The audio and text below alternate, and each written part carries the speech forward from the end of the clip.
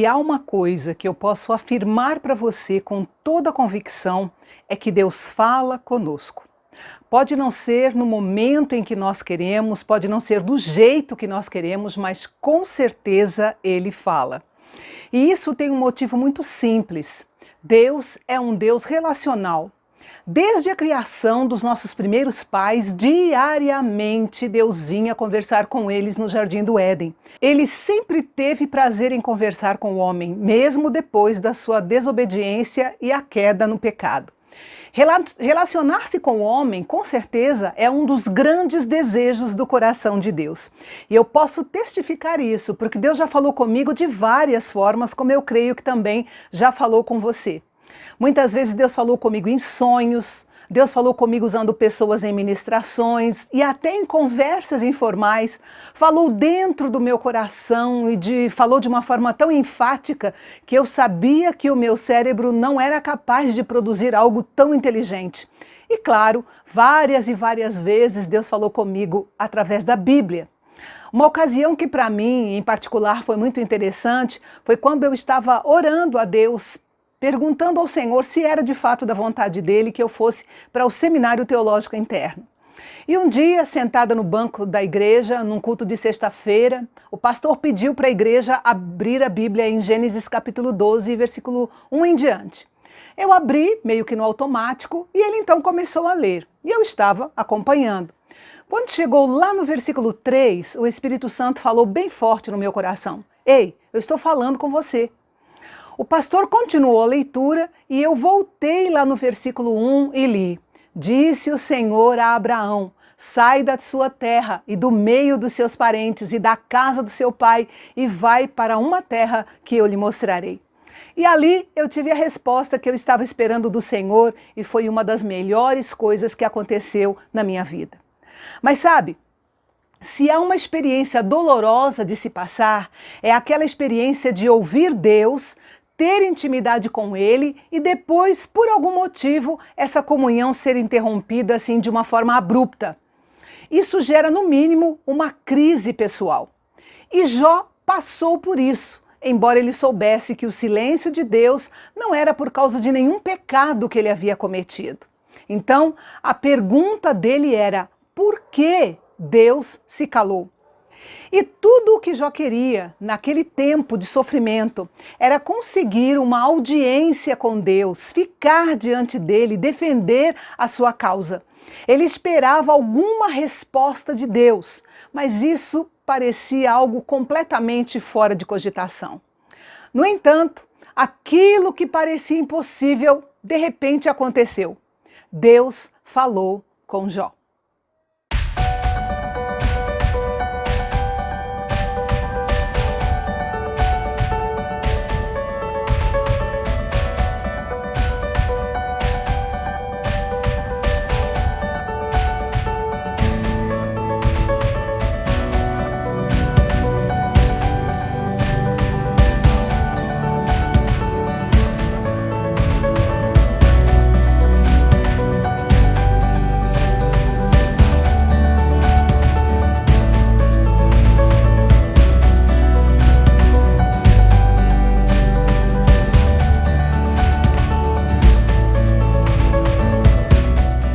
Se nós formos fazer um balanço de todos os argumentos de acordo com o número de capítulos na nossa Bíblia, nós vamos ver o seguinte: os 3 amigos de Jó levaram 9 capítulos para exporem seus pensamentos.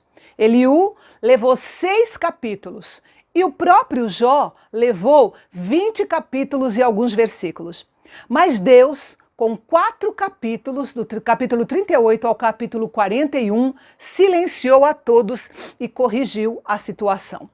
Fica aqui a dica para aqueles que acham que é pelo muito falar que nós achamos as respostas para as questões teológicas ou qualquer outra verdade ou fato da vida. E tem ainda aqueles que falam demais e não dizem nada que se aproveite.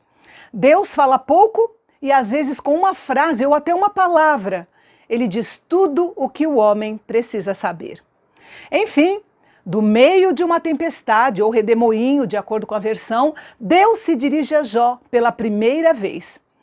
Ele não deu para Jó nenhuma resposta direta sobre o seu sofrimento. Também não falou nada sobre a conversa que ele havia tido com Satanás. Mas ele fez algo bem diferente. Deus levou Jó por um tour virtual pelo universo. E então Jó passou a um nível de conhecimento de Deus que ele nunca tinha sonhado em atingir. O discurso de Deus pode ser dividido em duas partes. Na primeira parte, Deus ocupa-se em mostrar a Jó, por meio de perguntas, que ele não sabe nada. E na segunda parte, Deus ocupa-se em mostrar a Jó, também por meio de perguntas, que ele não pode nada. Bem, no primeiro discurso, Deus inicia perguntando assim: quem é esse que obscurece o meu conselho com palavras sem conhecimento? Eu queria chamar a sua atenção sobre esse termo usado por Deus, palavras sem conhecimento. Note que Deus não se refere a palavras pecaminosas, nem palavras ímpias e nem palavras reprováveis. Trata-se apenas de palavras sem conhecimento. Jó realmente ignorava completamente o que estava por trás de todo o seu sofrimento. E o que ele fez nos seus discursos foi apenas desabafar, usando de uma sinceridade muitas vezes chocante, mas que defende a sua pureza e defende essa pureza até as últimas consequências. E Deus agora então iria corrigir as falsas impressões que Jó tinha dele como um Deus criador. E Jó estava então diante de Deus e iria passar por um teste de conhecimento real. E eu convido você a se colocar na pele de Jó e tentar responder a pelo menos uma das perguntas que Deus lhe fez. Só no capítulo 38 nós encontramos 32 perguntas que Deus faz para Jó. No total, são 77 perguntas feitas por Deus, intercaladas com comentários. E a cada pergunta feita por Deus, Jó vai ficando pasmado. Humildemente, ele está recebendo uma lição. A lição da demonstração da grandeza absoluta do Criador e da insignificância do homem diante dessa grandeza. E Deus segue então fazendo perguntas por todo o capítulo 39, e quando chega no capítulo 40, Deus dá uma chance para Jó falar. Ele diz: aquele que contende com o Todo-Poderoso poderá repreendê-lo? Que responda a Deus aquele que o acusa. Como era de se esperar, Jó não respondeu a nenhuma das perguntas que Deus fez. Ele simplesmente respondeu: sou indigno. Como posso responder-te? Ponho a mão sobre a minha boca. Mas a história não para por aqui. Alguma coisa ainda mais profunda precisava acontecer dentro de Jó. E por isso é que Deus prossegue falando do meio da tempestade.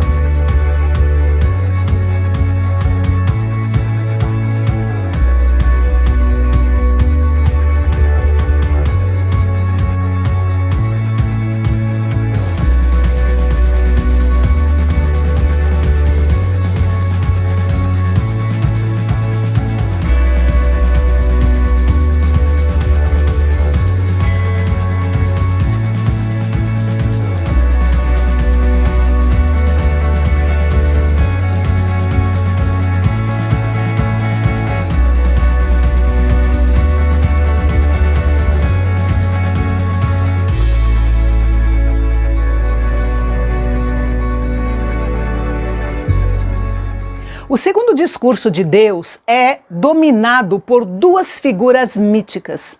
O Behemoth, que geralmente é identificado com o hipopótamo, embora alguns prefiram o elefante ou o búfalo da Índia. E a segunda figura mítica é o Leviatã, que geralmente é identificado com o crocodilo, que é o que mais se assemelha aos animais que nós temos e conhecemos hoje. O termo Leviatã era usado para descrever monstros marinhos que supostamente habitavam no mar Mediterrâneo naquela época. Embora haja muitas especulações a respeito desses animais, é importante lembrar que pode ser que Deus estivesse se referindo a dois animais que já foram extintos. Outro ponto importante a considerar é que a função desses seres no discurso de Deus é mais importante do que propriamente a identificação deles. Tudo o que nós precisamos saber é que eles eram animais indomáveis e temíveis, tá? Então, de uma forma resumida, o behemote é descrito por Deus assim: veja o behemote, que força ele tem em seus lombos, que poder nos músculos do seu ventre. Seus ossos são canos de bronze, seus membros são varas de ferro. Quando o rio se enfurece, ele se mantém calmo. E aí ele pergunta para Jó: poderá alguém capturá-lo pelos olhos ou prendê-lo em armadilha e enganchá-lo pelo nariz? Na sequência, Deus vai falar sobre o Leviatã e começa fazendo algumas perguntas irônicas para Jó. Vamos ver o resumo dessa fala de Deus. Ele diz assim: você consegue pescar com anzol o Leviatã? Acaso você consegue pôr-lhe uma coleira para dá-lo às suas filhas?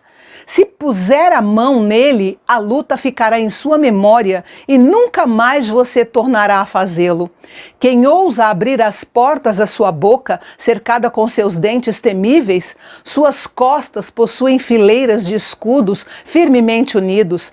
Nem o ar passa entre eles. Tições saem da sua boca, fagulhas de fogo estalam, seu sopro acende o carvão e da sua boca saltam chamas. Seu ventre é como caco denteado, deixa atrás de si um rastro cintilante.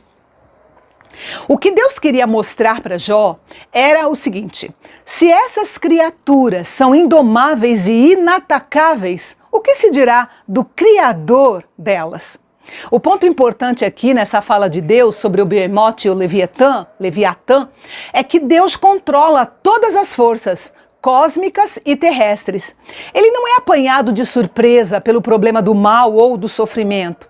Ele sabe muito bem por que os homens sofrem e como sofrem, embora nós não tenhamos as respostas humanas para a razão disso.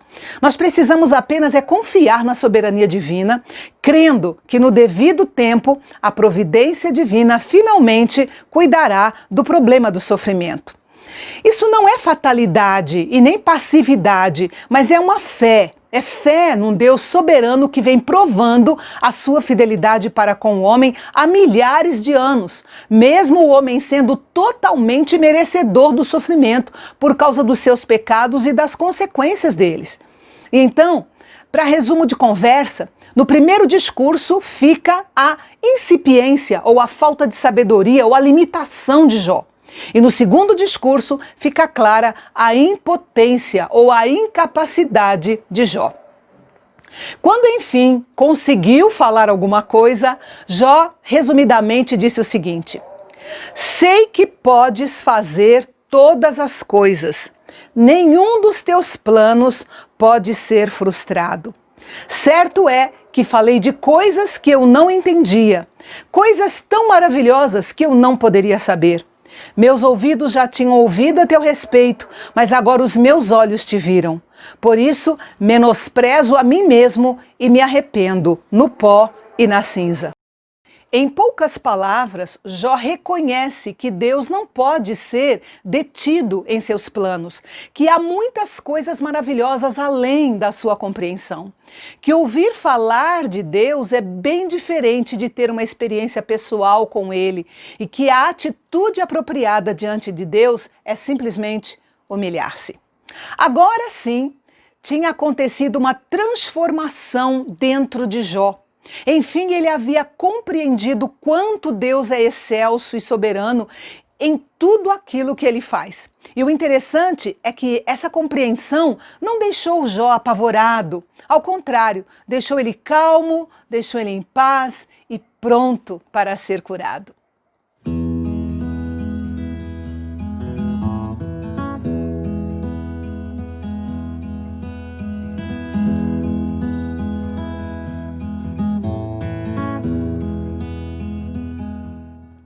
Normalmente, quando uma pessoa enfrenta algum tipo de sofrimento, a pergunta que não quer calar é: por que comigo? Por que Deus, que pode todas as coisas, não evitou a tragédia na minha vida? Ou por que Deus permitiu que meu irmão fosse assassinado? Ou por que Deus permitiu o acidente que matou meu marido? Ou que meu pai morresse de Covid? E nessa sucessão de porquês, nós acabamos caindo na mesma situação de Jó e dos seus amigos, querendo achar respostas para questões que estão completamente fora da nossa alçada e que pertencem somente à soberania divina. Eu já dei esse exemplo aqui e eu vou mencionar novamente. É como querer explicar para quem não entende nada de tecnologia de informação como é que funciona os mecanismos de um computador. Tentar dizer para a pessoa que a CPU se comunica com os demais componentes de hardware através das ligações na placa-mãe e que para poder executar os programas e jogos, o processador deve receber dados da memória RAM, trocar informação com o chipset e enviar ordens para outros componentes. A pessoa não vai entender nada. Nem eu, porque eu peguei essa informação na internet. Mas isso não quer dizer que só porque nós não entendemos dessa área, que nós somos pessoas menos inteligentes. Mas nós reconhecemos que nessa área o nosso conhecimento é extremamente limitado. O que eu quero dizer é que mesmo que Deus quisesse explicar para Jó como as coisas funcionam de fato, como ele deixou bem claro no desenrolar da sua fala, nós, Jó, o ser humano, nós não somos capazes de entender nem os mistérios do mundo natural e muito menos os mistérios do mundo espiritual. Diante de um momento de sofrimento, nós precisamos aprender a descansar na soberania divina. Quando se trata de uma pessoa querida, é importante sempre nós lembrarmos que Deus ama aquela pessoa muito mais do que nós a amamos. Às vezes é complicado de entender, mas aceitar, sem deixar a rebeldia tomar conta do coração, já é um grande passo.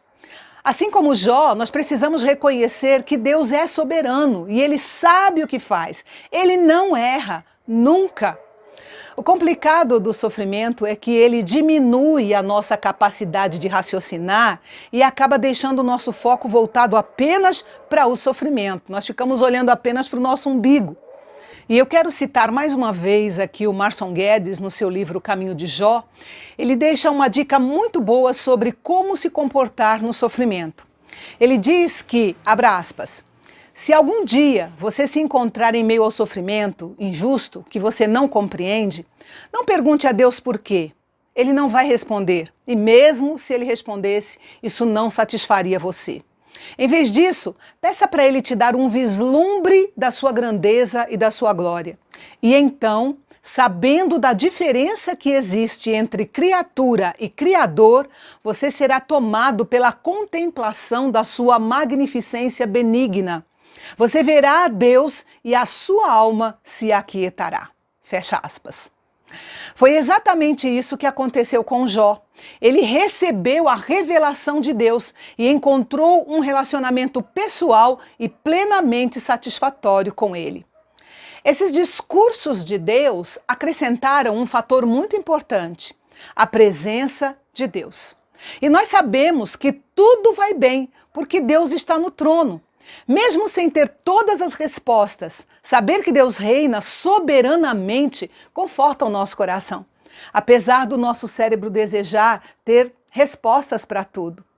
Nós somos exortados pela palavra de Deus a confiar na providência divina, vivendo exclusivamente pela fé, porque afinal, sem fé é impossível agradar a Deus.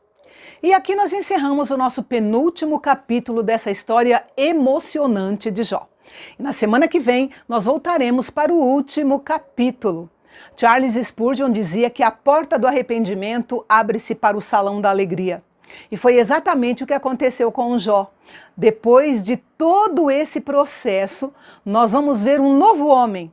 Mas o mais curioso é o desfecho que o próprio Deus dá na história entre Jó e os seus amigos. E eu espero você para a gente fechar esta série de estudos tão rica com chave de ouro na próxima semana, se assim Deus nos permitir.